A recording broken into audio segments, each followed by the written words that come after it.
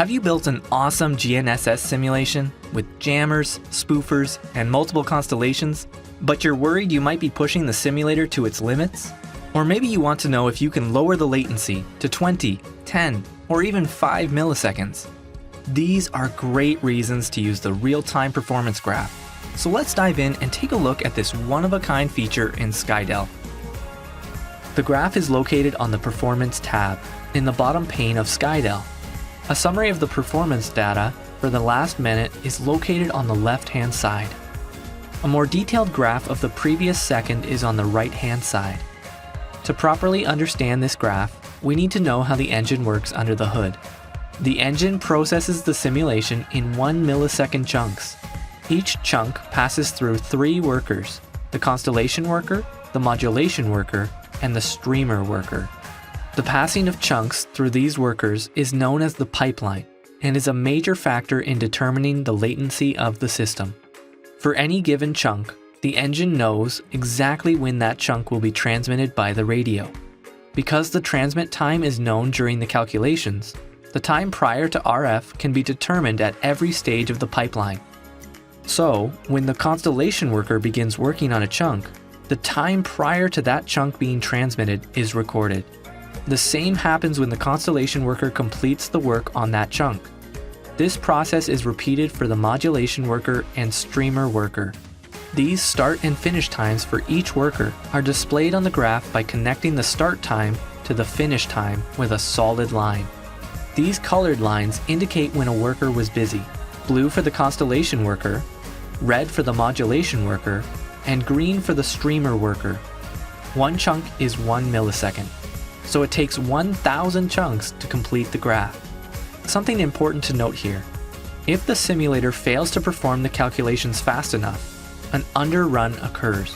This means that the radio didn't receive data in time to transmit. When this happens, the simulation will stop and indicate an error. What's cool is, the real-time performance graph shows you exactly why and when the underrun occurred. It's when any of the worker lines hit the x-axis. As the simulation continues, data from the previous second graph is condensed and displayed on the previous minute graph. Each data point on the previous minute graph corresponds to 1 second of simulation.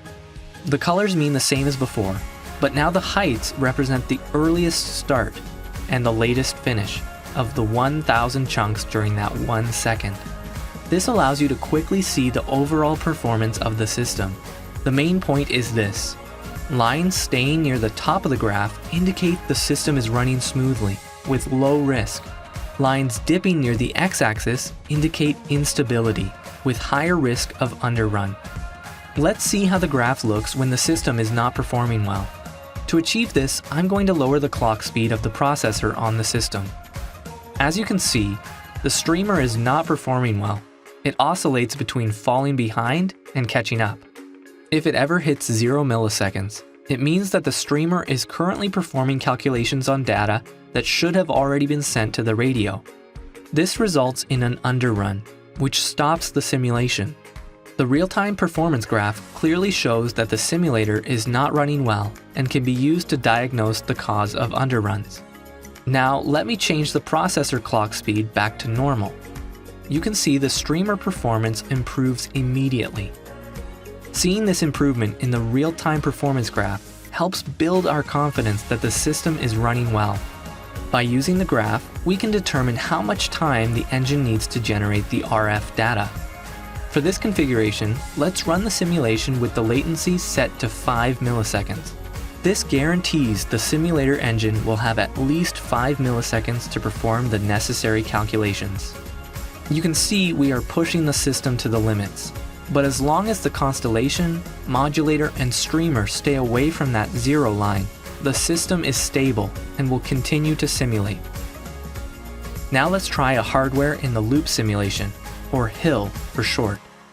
The purple dots on the graph indicate what time the HIL packets were received. The higher up on the graph, the earlier they were received relative to the corresponding RF event.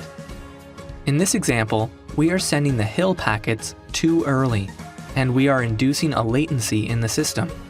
It would be better if the HIL packets were arriving closer to when they were needed. let's adjust the hill sender so those packets arrive exactly when they need to. Okay, you can see those purple hill dots are now arriving 5 milliseconds before the RF event. This means that from the time the simulator receives the hill packet to the time the RF is output on the radio is only 5 milliseconds. Our hill sender still isn't perfect. Do you see where the purple dots drop below the engine latency? That means the hill packet was received too late. The constellation worker had to extrapolate the previous hill data to begin performing calculations. Ideally, the hill sender would never send a packet this late.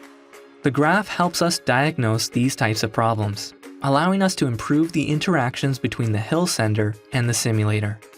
The real-time performance graph will give you confidence that your simulations are running reliably and with low latency.